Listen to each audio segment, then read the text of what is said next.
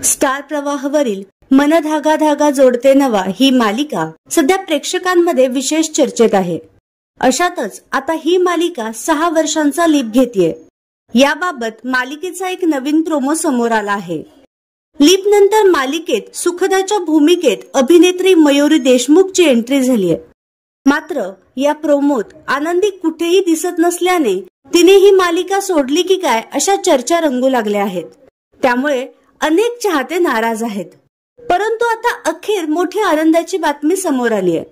कारण आनंदी म्हणजेच अभिनेत्री दिव्या पुगावकरनेही मालिका सोडली नाहीये. मालिकेत ती पुन्हा दिसणार आहे. नुकताच स्टार प्रवाहाने मालिकेचा एक नवीन पोस्टर रिलीज केलाय. यात आनंदी, सार्थक आणि सुखदा हे तिघेही दिसून येत आहेत. त्यामुळे आनंदी मालिकेत पुन्हा दिसणार हे कन्फर्म झालंय. म्हणूनच आनंदीने मालिका सोडली ही फक्त अफवा आहे.